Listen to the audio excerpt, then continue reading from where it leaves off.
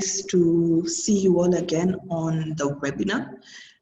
Exciting because some of you, I think we've been interacting through, in the coaching sessions, which is always great. For those of you who don't know me, my name is Angela Njehia, and I will be your trainer for the next 1 hour.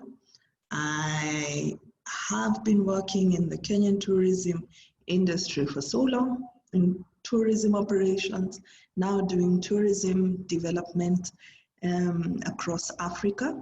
So it is interesting to be discussing pricing today because I think one of the dilemmas that we've been facing during this period since about February, March with the COVID-19 is that we're now developing products, we're now going out there in the market, then we're moving in a market where we're not certain the economic position of people, economic strength of buyers, or even how do we move our products so that we attract the right markets. Yeah, so today we will go through pricing a bit in not too much detail, but it gives you an outlook of what the whole concept of pricing is and how you can use it to your advantage so that when you're building your strategies, you're able to know this is where I'm placing my product and this is why and this is what I expect to benefit in terms of cost. I apologize for the noise in the background. Yes, clearly it's that time you can hear the ambulances. So it happens a lot because I'm close to the road. Let me share my screen to kick us off.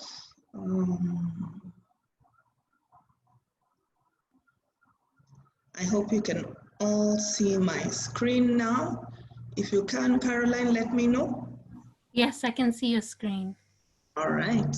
So as I said, we'll be looking at, over the last 1 month, we have been doing coaching on product development. We have been trying to develop new products for the new normal market, let me call it that. And one thing is for certain, you may have a very good product, but if you're not able to move it from the shelf into economic sense, then it just remains that, a good product with good content, but not making money for you. So when it comes to pricing, you've got to really think about where does my product fit? What position is it in? And we'll look at that more as we go through the hour. So there we go. So in our discussion today, we'll have a brief introduction on pricing.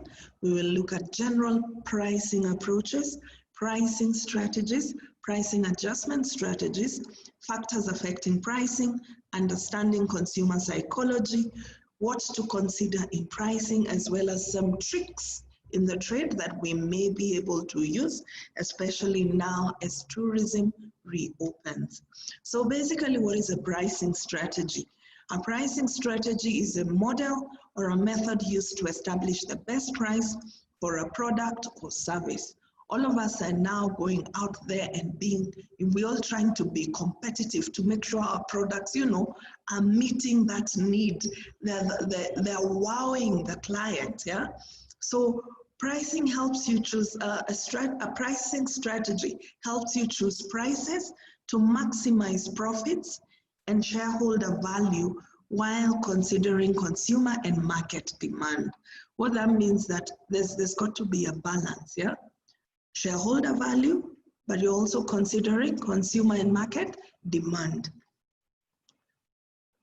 So Warren Buffett said, yeah, price is what you pay, value is what you get, yeah?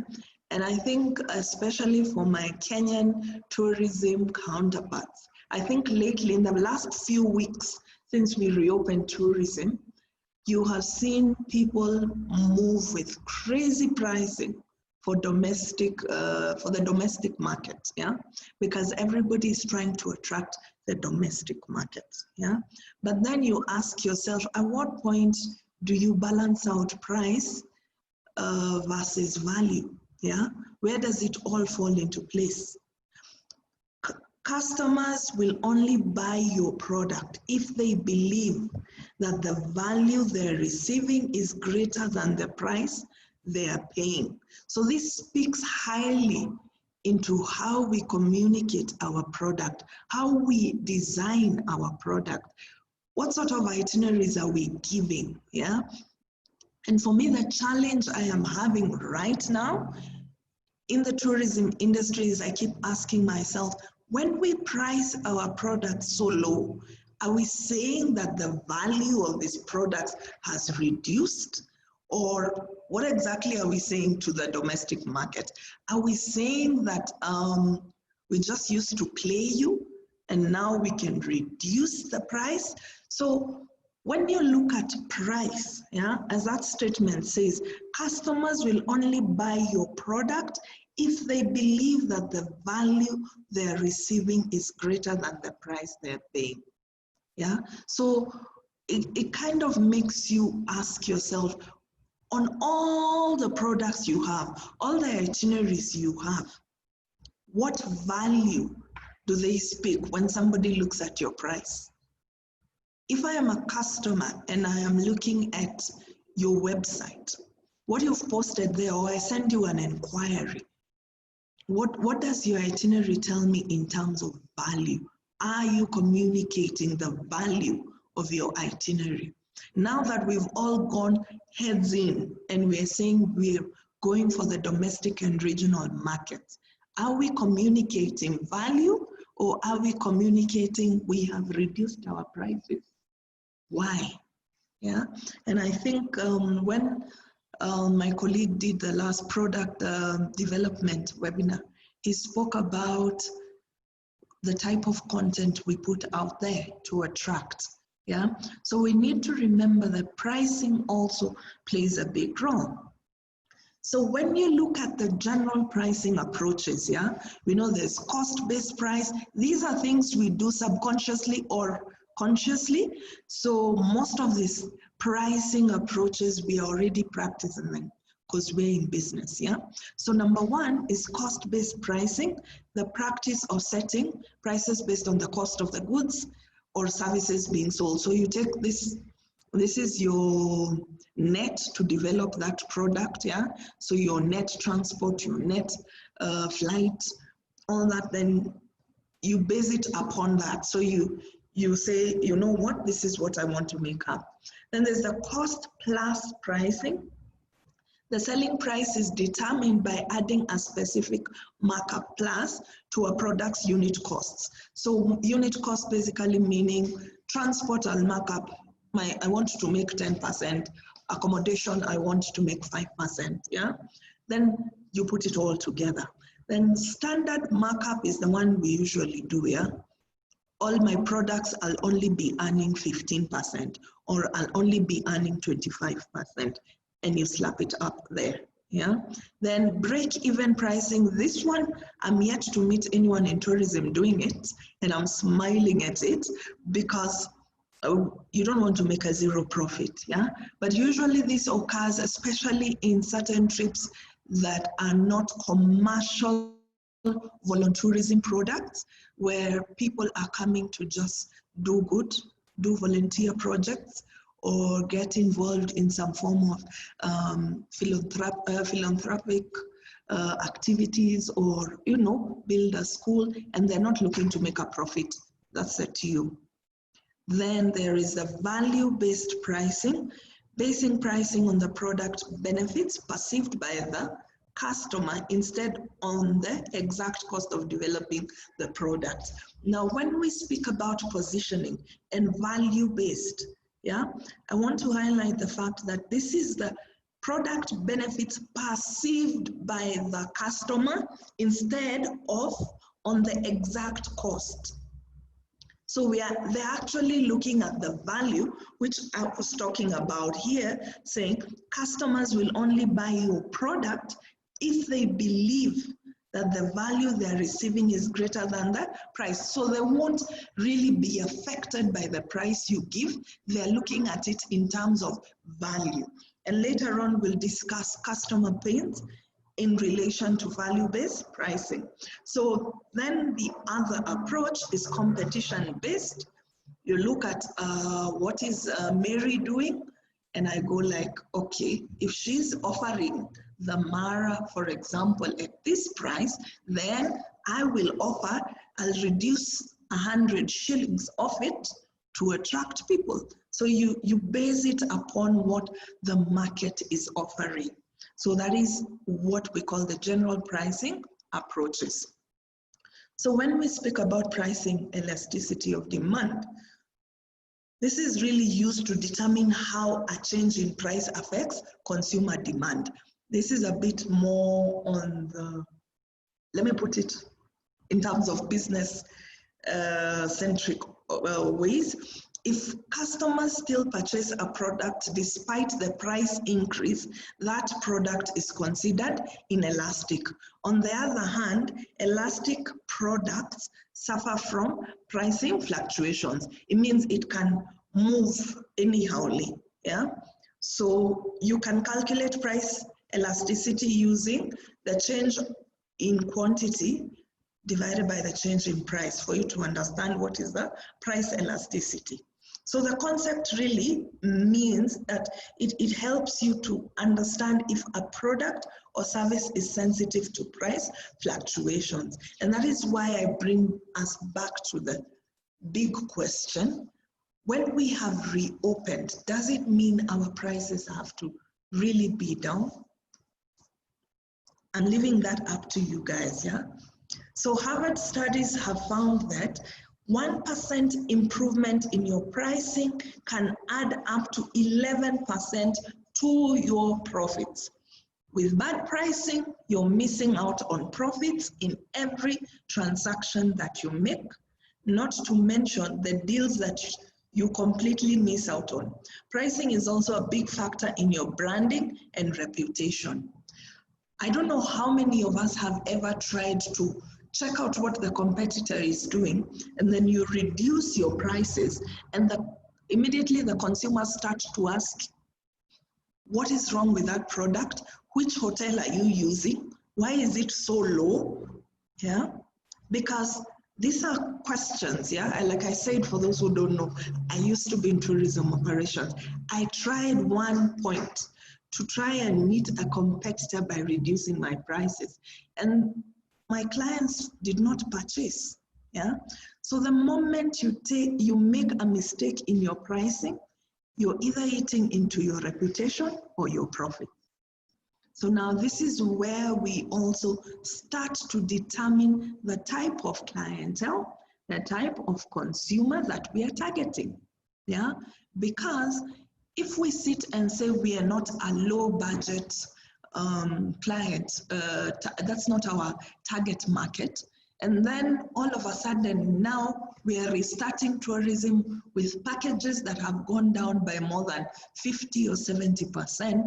I'm not sure how many of you saw a lodge, I think in Zimbabwe, that reduced their price by almost 75%. And it went viral because people were like, what are you trying to tell us about the value of that brand? Yeah, as much as we are surviving, what is the logic? What is the logical price? Yeah, so that what Catherine Payne here is saying, yeah, you make sure you're not eating into your reputation or your profits, yeah. At the end of the day, yes, you're restarting, but that doesn't mean you settle for less, yeah. And less, I mean, you need to be able to, we'll look at that in the next few minutes, you need to be able to be covering your costs, yeah? So when we look at types of pricing, the type of pricing strategies, number one is premium pricing, where you use a high price because there is uniqueness about the product or service you're offering. You know that nobody else is offering this route to, say, Chalbi Desert. you're the only one who's going there, and you can attract people. So this we've seen also with places that offer, like the luxury cruises, the hotel. Some hotels we all know are 5-star, so you already know what to expect. Then the penetration pricing strategy. This is where you set your product artificially low. Yeah, you're giving me a normal 5-star because the brand you're selling is a 5-star, but you've reduced it to almost a 3-star. But this is only for penetration. This usually works with new products, yeah? So you put it low to attract people, and then what do? You increase the price. Economy pricing, the cost of marketing and manufacture are kept at a minimum. This is basically when you go into as low cost, what we usually call low cost. In the Kenyan scenario, think about when the low cost carriers came in, flying in the domestic airlines, yeah? That shift, 540, jumbo jet, yeah? So they moved in as, we are low cost carriers. Our prices will remain low, although sometimes they're not very low, but still that is the concept of their pricing strategy. Then price scheming, charge a high price because you have a substantial competitive advantage. However, the advantage is not sustainable. The high price tends to attract new competitors in the market, and the price inevitably falls due to increased supply. So you will start at high, then you'll start moving low. Psychological pricing is also another strategy. This approach is used when the marketer wants consumers to respond on an emotional rather than a rational basis. I think lately we have seen most mainstream media advertisements are talking about hygiene, wash your hands, keep yourself safe. Think of our frontliner, what are they called? Frontliner workers, yeah? But at the end of the day, then it ends up with an advert for a soap, and they're talking about frontline workers, yeah? So they're really tapping onto your psychological side, your emotional side. But in the end, the advert ends up with a soap. And you're like, what is the soap? The healthcare workers. So that's really when you play around with the emotional response of a consumer. Product line pricing, this is when you have a range of product or services, then you put them together. In our terms in tourism, this is what we call packaging. Number 7, another pricing strategy is optional product pricing, where you will price, companies will attempt to increase the amount a customer spends once they start buying. Optional extras increase the overall price of the product or service.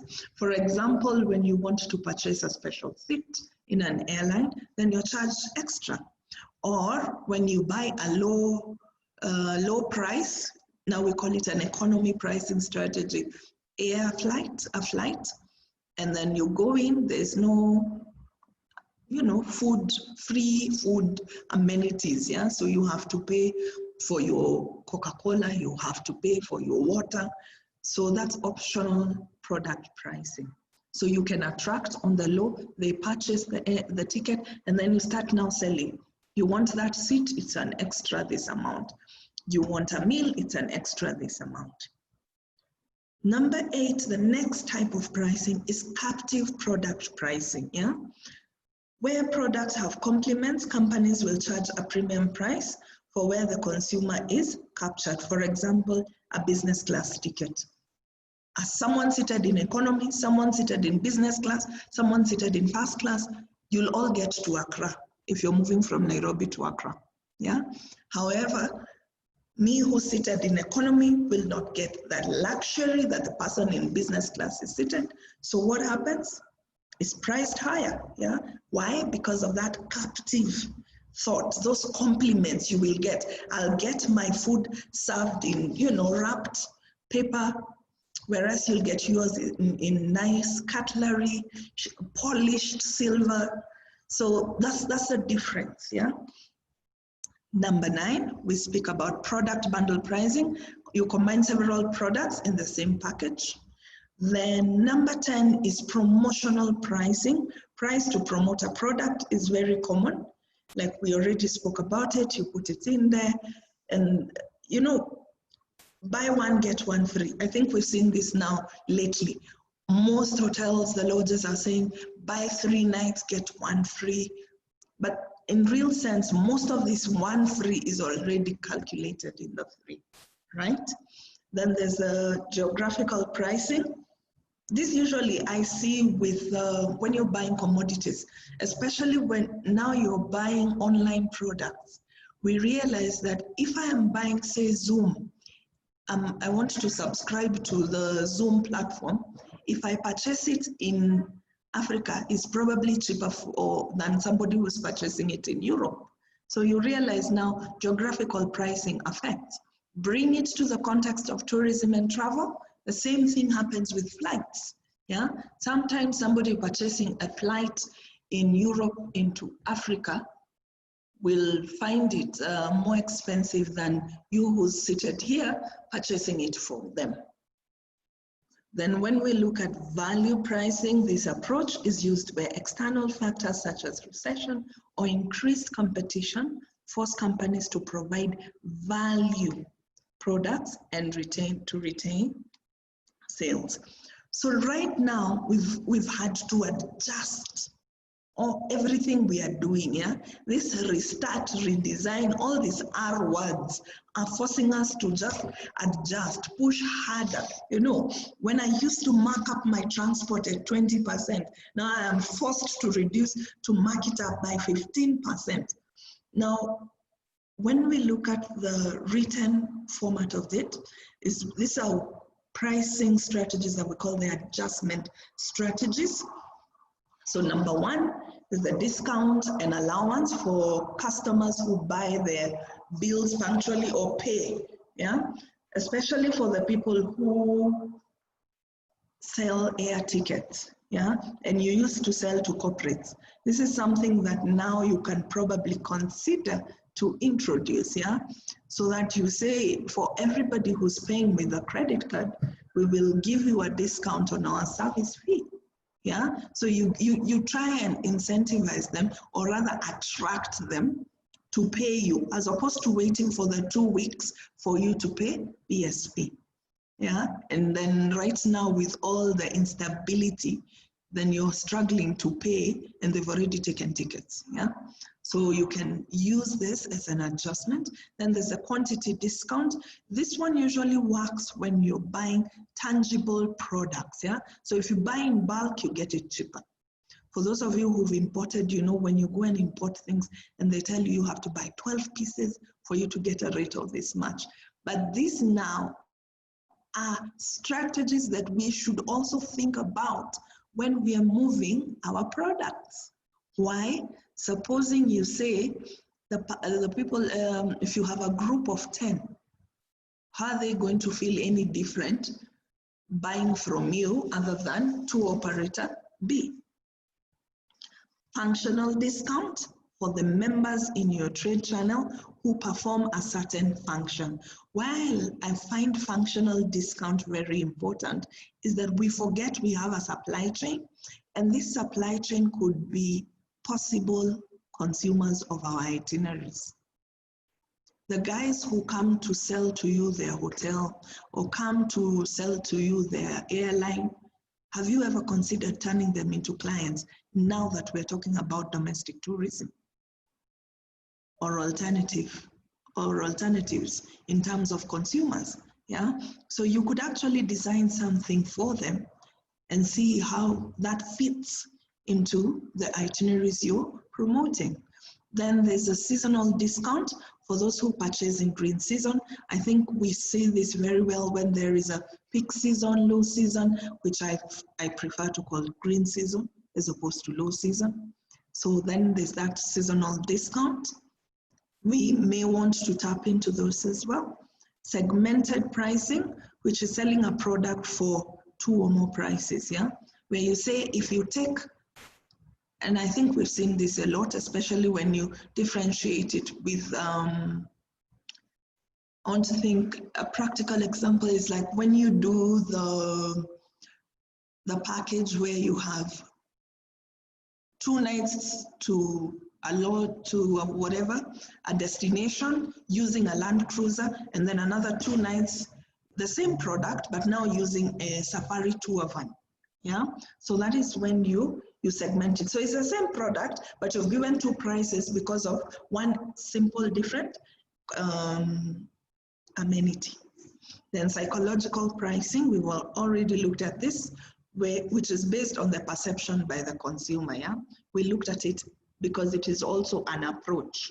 Yeah, so you say that all my pricing will be tapping into the emotions. Then reference price is a price that buyers carry in their mind and refer to when they look at a given product.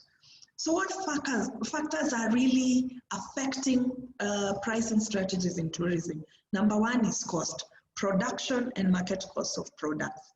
You want to make it cheaper, but the hotel has given you a specific rate and they say they can't go beyond that. You're hiring transport or you're getting transport from a third party, they tell you this is the minimum we can go. Yeah, so then you're putting in your hotel plus your transport and you're like, yeah, how do I play this out? Yeah, so that becomes a factor that affects your pricing. So you may want to sell it cheaper, but because of this cost of production, it makes it difficult. The other one, a factor that affects pricing strategies, competition. And I think this one we have witnessed in the last 5 weeks. From the moment, is it 5 or 6 weeks? In Kenya, when we said we have reopened tourism, Cindy and team, you need to tell us if the same is happening in Ghana, where people have just moved into, I am going to give the lowest, panic mode. So-and-so is giving this much, I will reduce mine by this much. And at the end of the day, you start to ask yourself, does it make financial sense to be making that much? But definitely competition, how people are competing in the market affects your pricing strategy. Another one is government regulations. I know I spoke to some of you and you were all subjected, like the Kenyan ones have been subjected to pay for a specific amount for your staff to undergo training so that you can get the regulation, the TRA license. Is it the license or certificate? Sorry. So you find those regulations, yeah? You did, if you have 50 staff, you had not considered that cost, yeah? So now this means it becomes what? A cost. It's a production cost, yeah? Because for you, you have to make sure that your staff are trained at this cost to get them there. Number 4, what affects your pricing strategy? Demand and market structure, yeah? The relationship between demand and price should be considered when deciding on a pricing structure. Is there demand for the product you're giving? I keep saying we are now redesigning itineraries. I see everybody coming up with something unique. Is there a demand for what you're giving? Because that will also influence the price you put it at, yeah? For example, right now, who seems to be traveling more? Who's open? Is it families that are traveling more? Yeah, since the reopen of travel, or is it couples, young people? Who's that? And does your product meet your customers' demands? Yeah, is it something they would be interested in? Is there a market for it? Yeah, so this affects your pricing strategy. Factors depending on distribution channels. Now, this usually works, especially when you're dealing with tour operators from overseas. You price, you start here, you go to our transport people, they give you transport. then you mark it up, then you move into accommodation, you mark it up. By the time you send it out to your tour operator somewhere in Europe, in the US, and they're marking up, it becomes expensive, yeah? So you find now this has an effect on your pricing.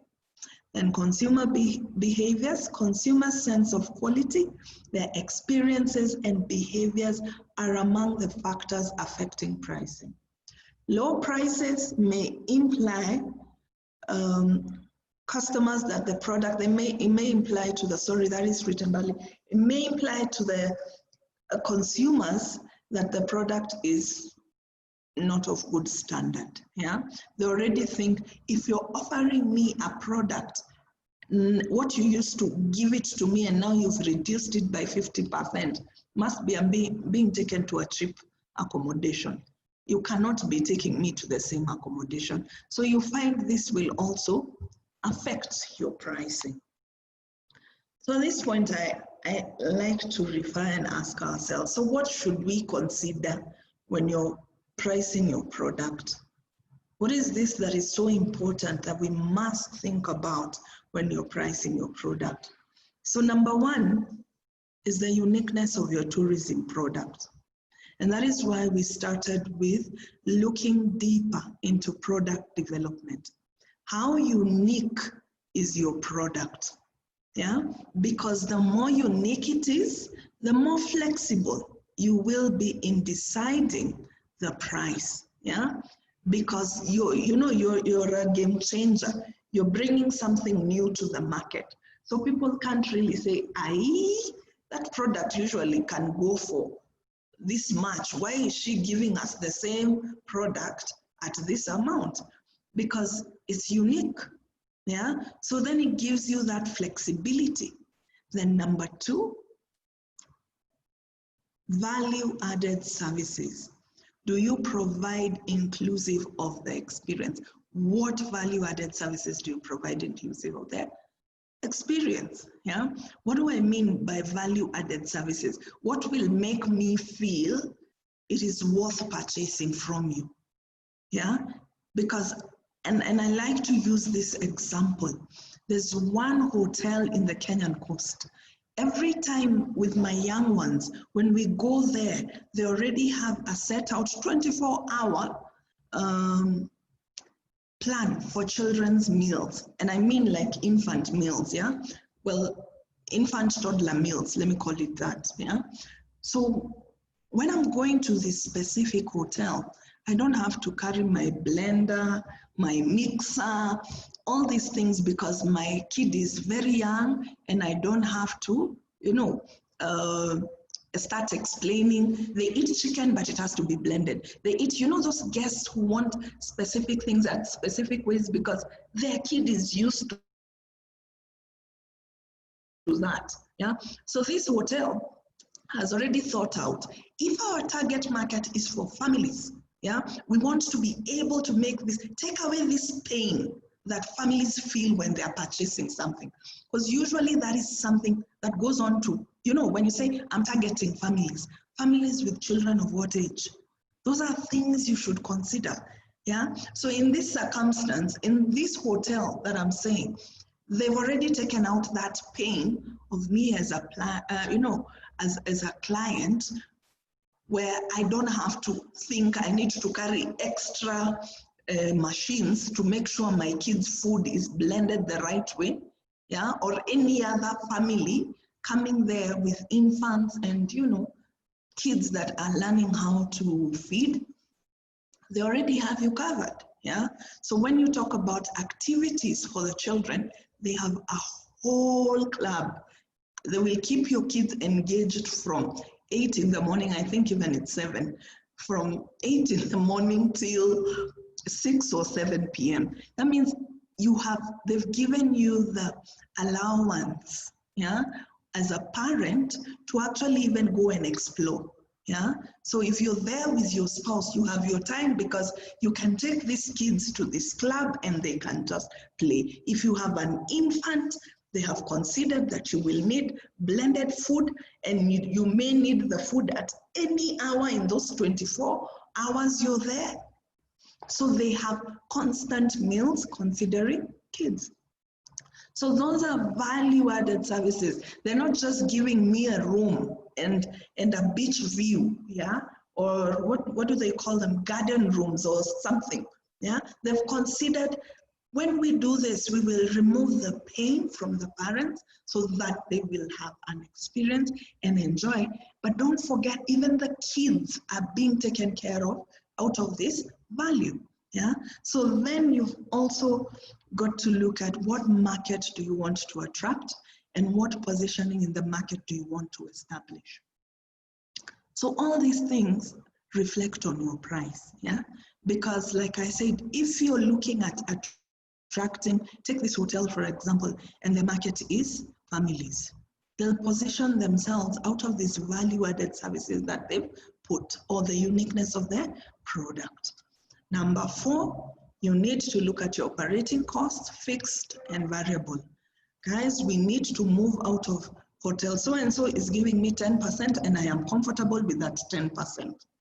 Is that 10% worth your expenses?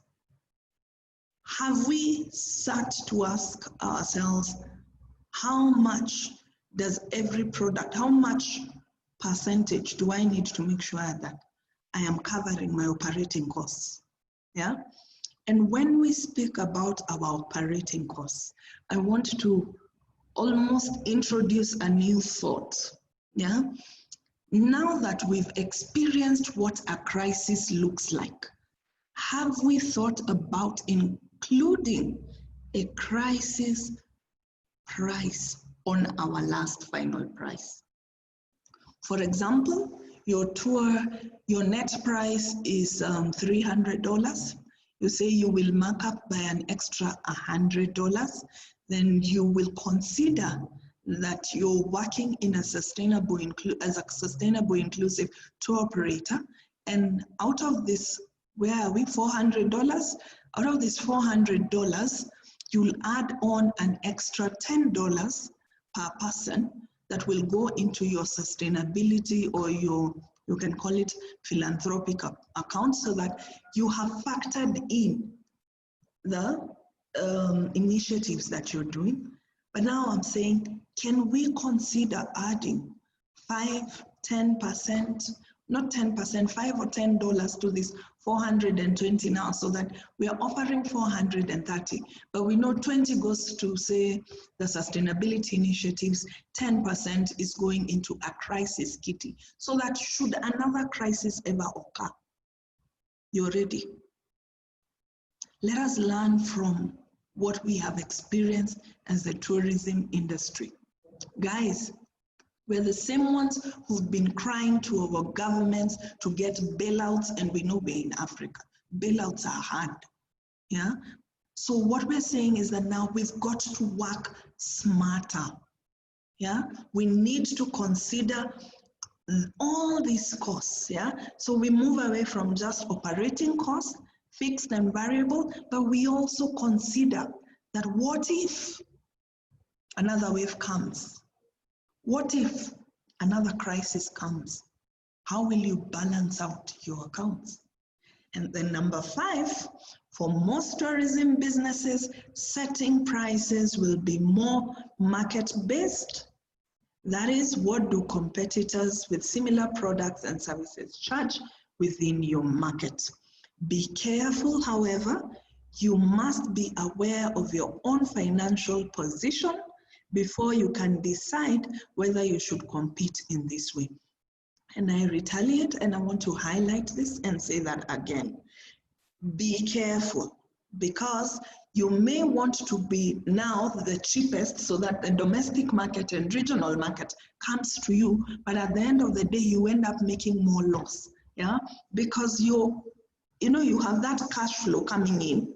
You need to also ask, yes, I was at a standstill, there's some money coming in right now, but how does it impact at the end of the day my business? Yeah. So ideally, being competitive is not price driven, it is product driven. Being competitive is not price driven, it's product driven. So if it is product driven, we need to understand our consumers' psychology.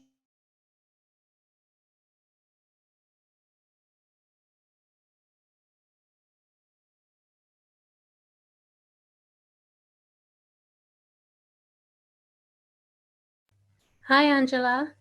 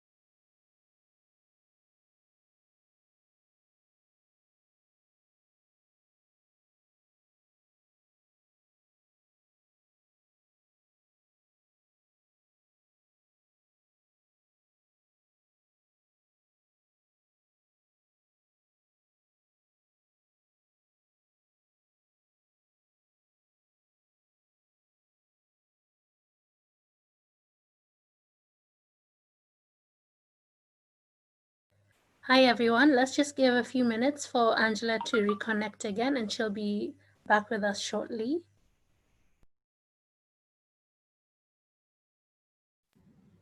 You were talking about the consumer. Yes. Just a moment. Can you see the screen? Yes, I can. Okay. Current slide. There. All right. So really what we were saying is that pricing should be viewed as a practical process with the aim of keeping your business afloat. Yeah. So we need to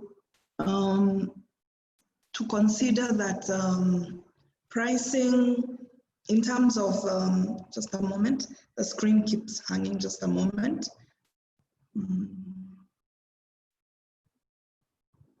Okay. All right, there we go. So in the marketing mix, pricing is the only thing that brings revenue. And as such, it is vitally important that you become familiar with the ways you can use it to your advantage. Pricing is a concept that transcends profit margins. So when we speak about the marketing mix, yeah, there are usually 4 P's. The product, promotional, the price and the placement, yeah? So when you look at those 4 P's of marketing, pricing is the only thing that gives you revenue. So it is also a marketing tactic that can help your business boost sales volume. When you think about pricing, you need to focus on more than what we will cover your company's operating expenses and pay the bills. You need to choose numbers that will compel your audiences to buy. So when we speak about consumer psychology and this last part, numbers that will compel your consumers or audiences to buy. Number 1, you need to emphasize value and return of investment above cost. That means you need to be emphasizing what they stand to win as opposed to how much they will be spending. Because what happens is that when you're told you're in a standpoint to benefit, then you will pay for it. Yeah. Think about vehicles, for example. Yeah. There are different types of vehicles, but if you're going to buy a BMW or a Jaguar, think of the really nice Porsche brands that we know, yeah? Now remember that thing we said about customer perception. what they think they will get. Yeah, you see how those adverts come on TV, they show you how posh it is to drive that vehicle. So you want to buy it regardless the price. But in real sense, even if you buy any other model, you'll still be able to move. It's an engine in the same case, yeah? So cost is always relative in the eye of the beholder. You need to communicate return on investment before cost becomes a consideration. So you need to tell me, we will take away that pain of you staying in the hotel by giving kids activities. This is what we plan on doing, yeah, before you give me the cost. Because a person's experience with a product tends to foster feelings of personal connection with it.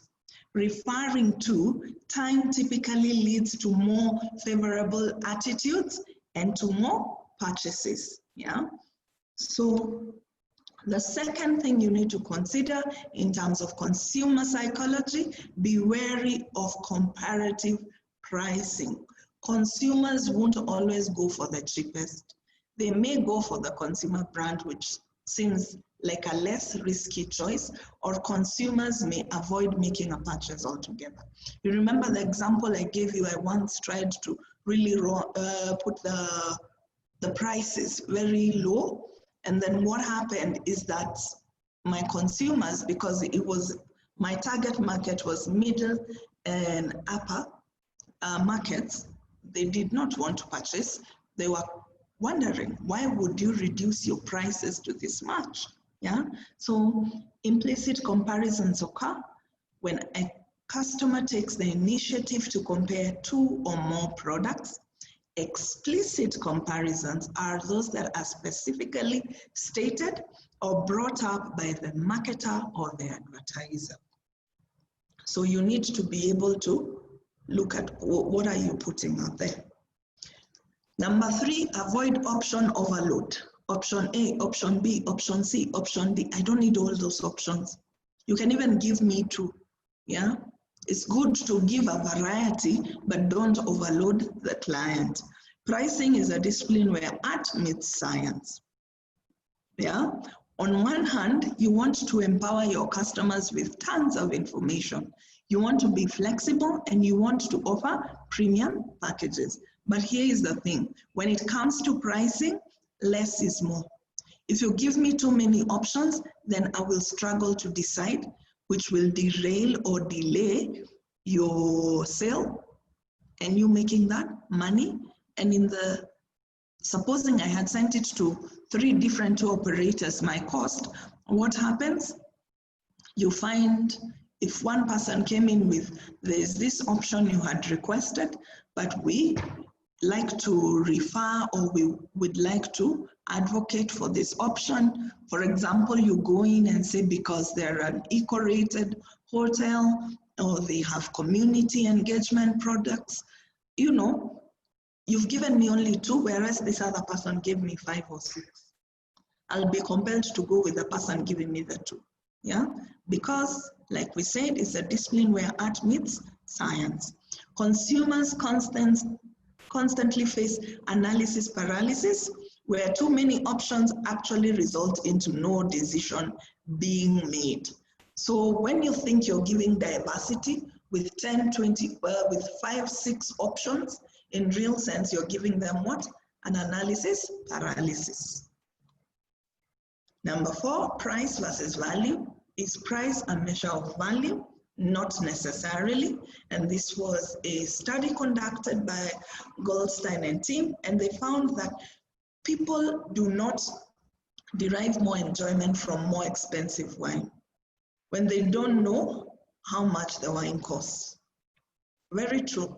If you're told this is premium, then you'll be like, it tastes really good, yeah?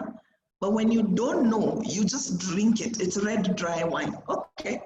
But once you're told it's this brand, then you start to see that perceiving, yeah? Because you're already thinking of value, the brand, the positioning, the name, yeah? So when we ask ourselves, Yeah, what are the tricks of the trade? What can we do to use this information on price adjustment strategies, pricing? How can this practically be put in play in my pricing?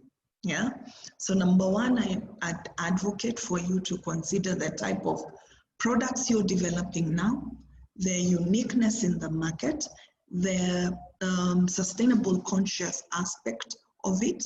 Are we now building a richer, valuable product, or are we still going back to the market with the same old product? How do we bridge that gap? So when we put all those things together, the fun tricks of this trade when it comes to pricing.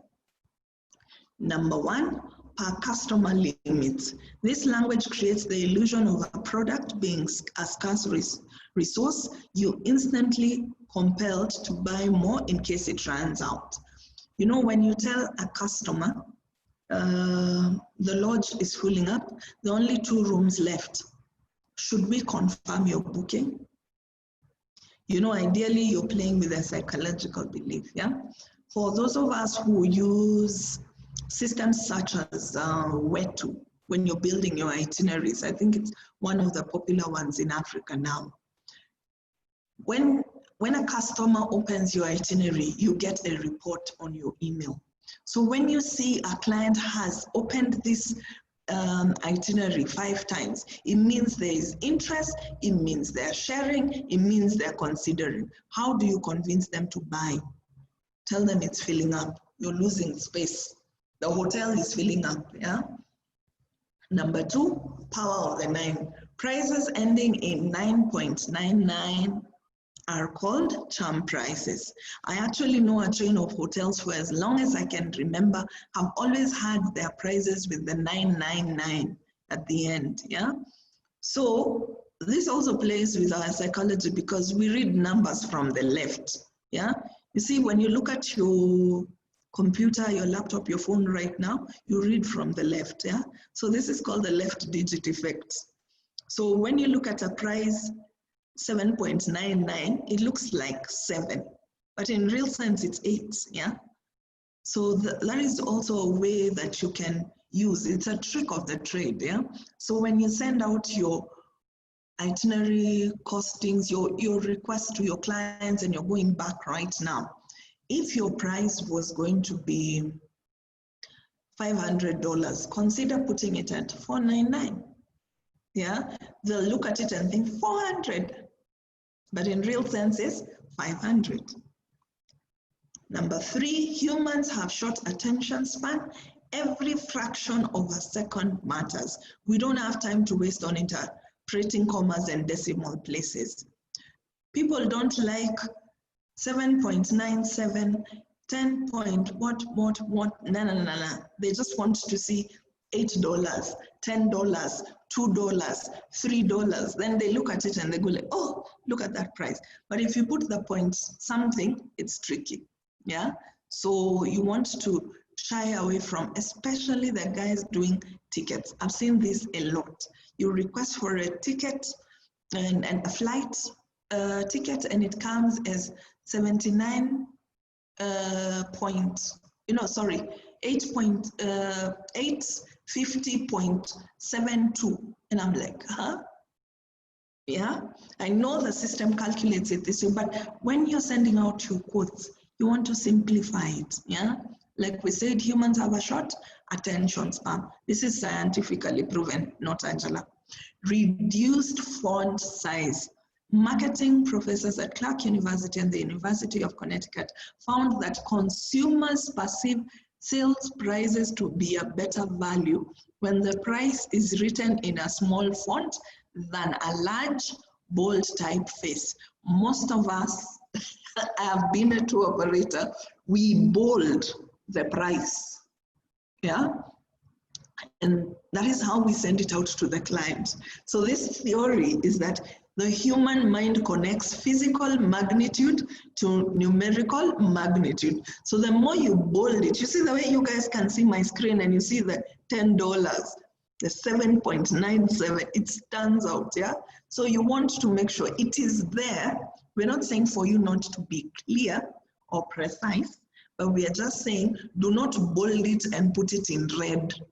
Yeah, it feels like you're screaming onto their faces. So as we wind up, yeah, final tips to keep in mind when you're doing your pricing. Pricing, number one, is more than numbers. Consumers are typically looking to solve a problem and relieve a key pain point. Just the same way I was telling you, when you're traveling with kids, you're targeting families. What pain points do they have? Yeah, what makes them feel stressed about taking that holiday? So what can you offer there that for them it will be about value more than the price? Yeah, how can you tap into that market? Through using value as opposed to them making their decision based on the price. Then simplify the user experience. Remember, like we said, avoid option overload. Option A, option B, option C, option D, option E. Just give me 2 or 3, then I'll be able to decide.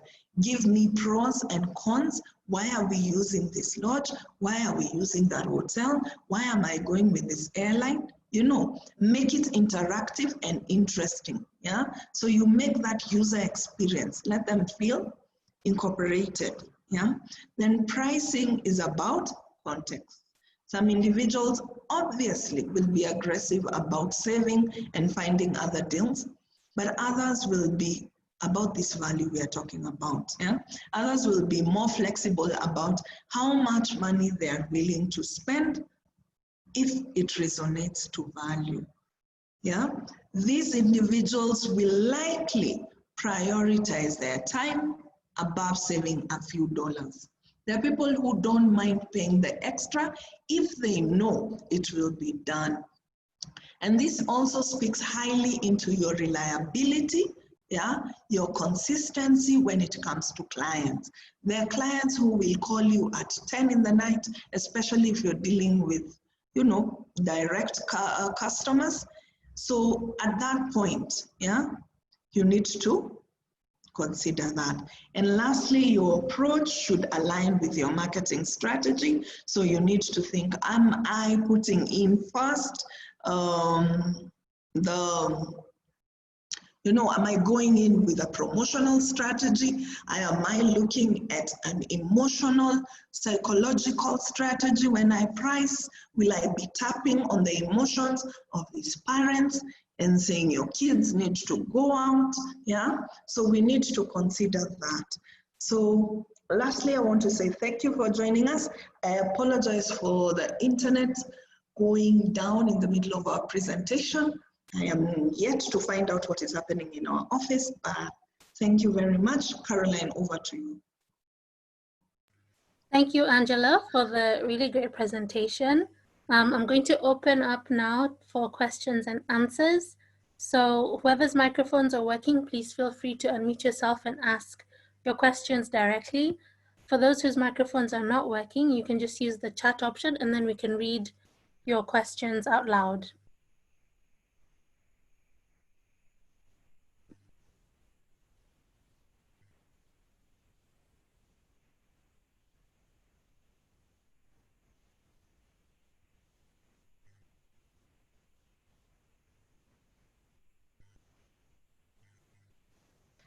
Caroline, if I may, I see in the chat, Francisca Vera saying, we are victims here that we bold in red, and I'll tell you for the longest time, I also Angela, sorry to interrupt. same. Your microphone is very, it's cracking. I learned that if it's, I'd actually be that. So don't menstruate when you are. Hi, Angela. Do you mind just? Can you hear me now? It's still a bit. It's cracking a bit. Okay, I was just saying on the comment section, I see Vera, Ruth, saying, Francesca saying that they bold their prices, and I'm just saying, even I for the longest time used to do the same thing, yeah, until I learned it actually puts off clients, yeah, because it feels like you're screaming onto their faces, this is the cost, as opposed to taking when we speak about the tonal value in your writing. Caroline? Thank you, Angela. I have a question. So you had mentioned the 4 strategies on pricing, and then you had mentioned the psychological one. So are, for instance, women more prone to fall for the psychological one than men?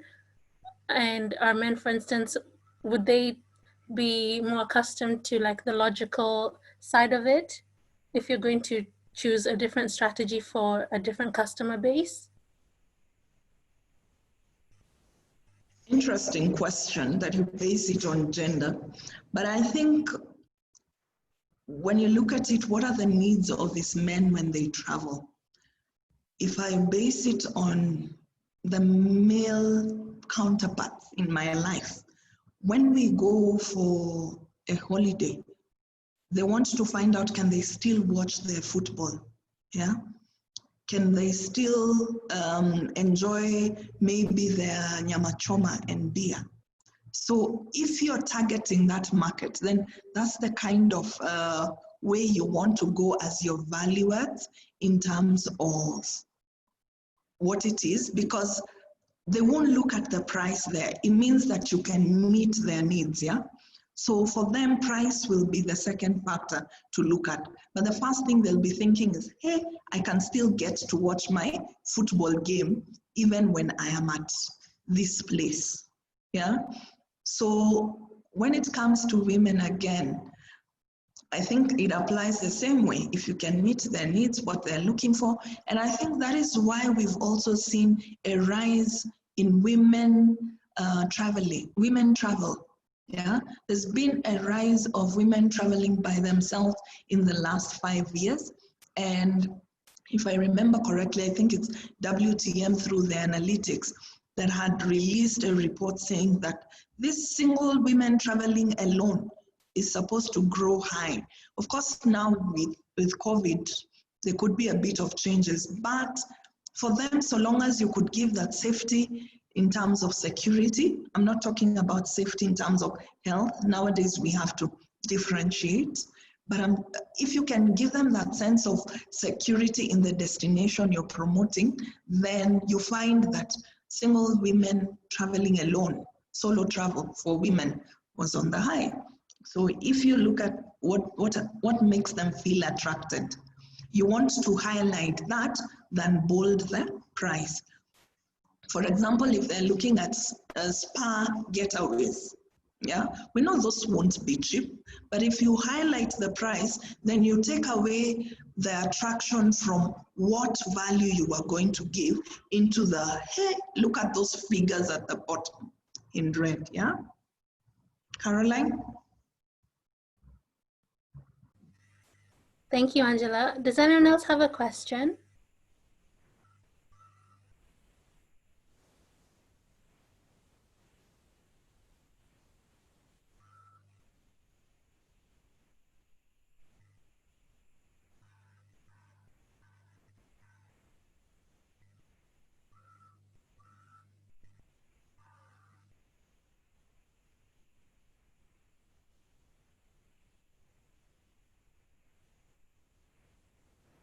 Okay, I need to just read Cindy's first.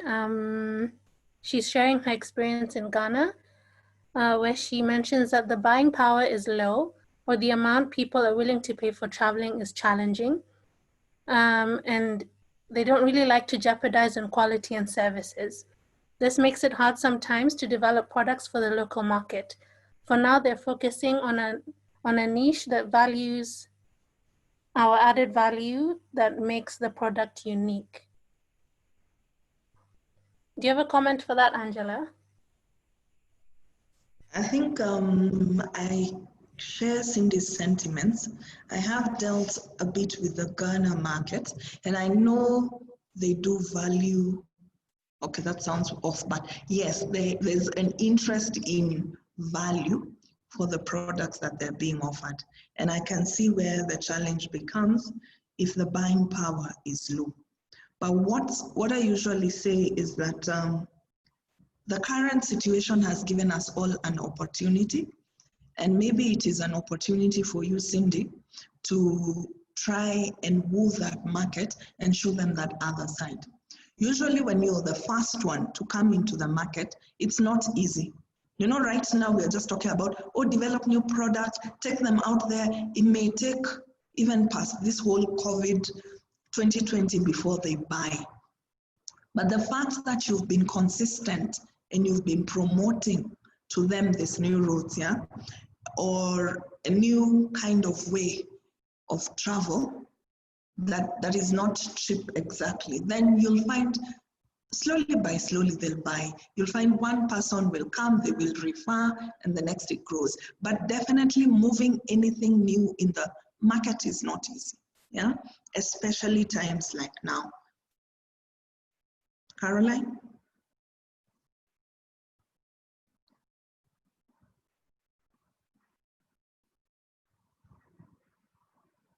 Caroline? Thank you, Angela. I was just reading also from Mary, where she just comments that she thanks you for the good tips on pricing and the fact that uniqueness of the product will give an edge when you're doing your pricing strategy. And then also Cindy also comments on a few things. Does anyone else have any questions for Angela before we conclude the webinar? Okay, so we have a question from Regina. She's asking you if you can comment on pricing in relation to hotel products.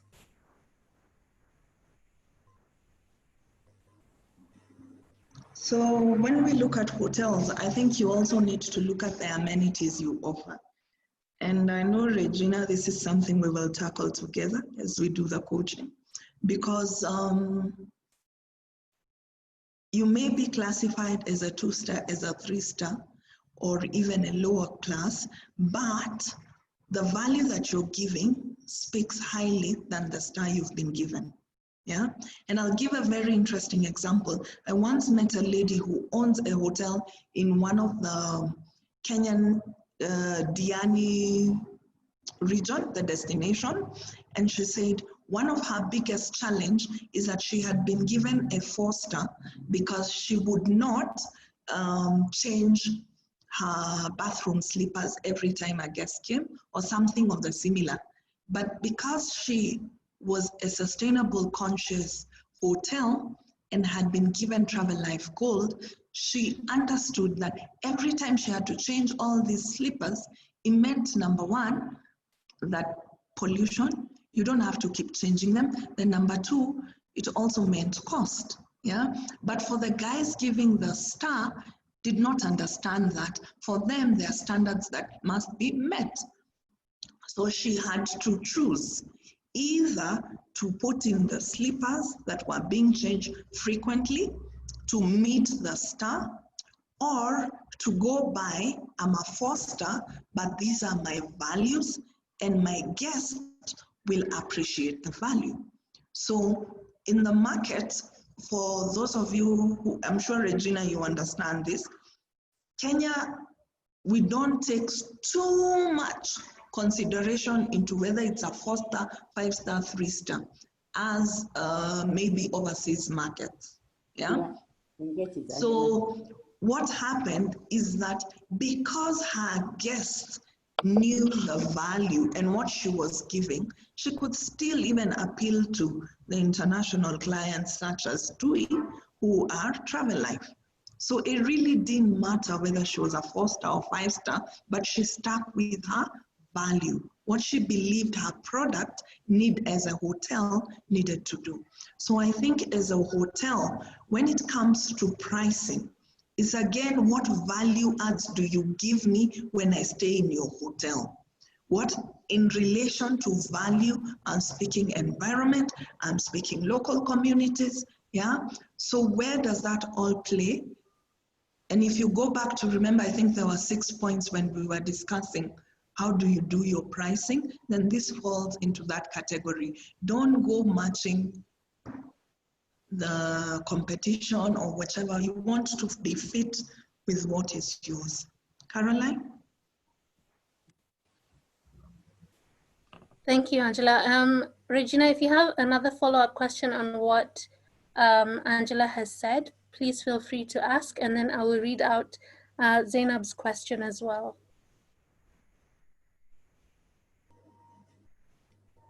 Okay, so from Zainab, she's asking, well, she first makes a comment, but you can frame it as a question.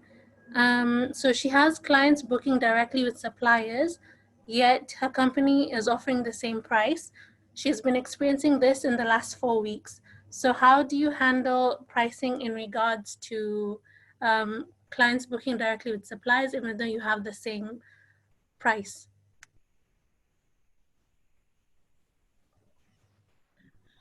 Hi, Zainab. I think this is a big challenge right now because we have all moved to fighting our competitiveness through price. Yeah. And it also is the same thing I was just telling Regina. Yeah, I think it was Regina, in regards to value. Yeah. So it is difficult because you don't own the hotel. The hotel is probably offering the same rate as you are. So what else can you give extra? So usually what I say is try and meet with domestic clients. If it is areas where they can do self-drive, that will be a challenge. Yeah, we've got to be realistic. Yeah, it will be a challenge. But is there anything else you can offer over and above what the hotel is giving, but still at the same price? What do I mean?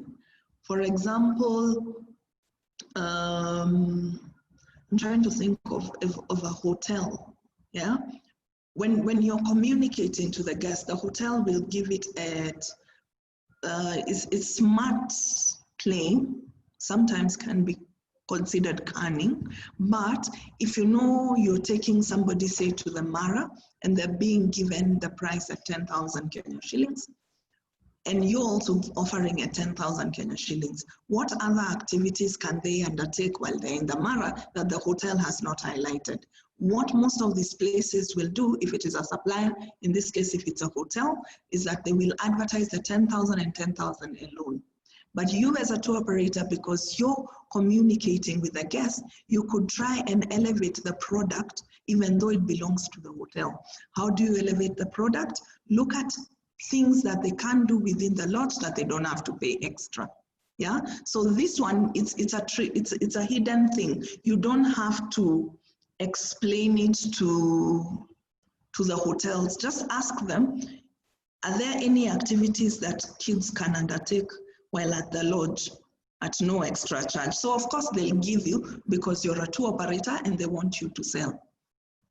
Then what you do is when you're sending out your itinerary, don't make price the deciding factor. You want to make your price, if you are, for example, attracting the families, talk about free kids activities. Yeah, so that your language differs from the hotel. You see, the language the hotel is talking in this case is the price language.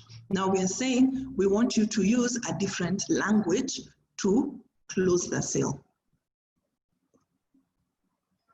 But it's a 50-50 chance.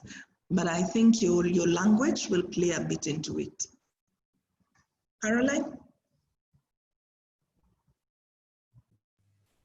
Thank you, Angela. Does anyone have any last comments or questions to ask?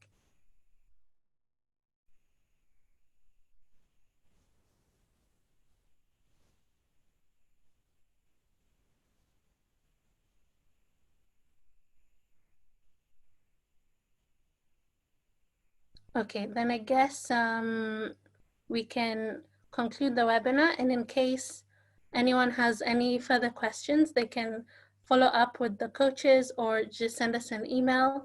We'll be happy to assist you in that way.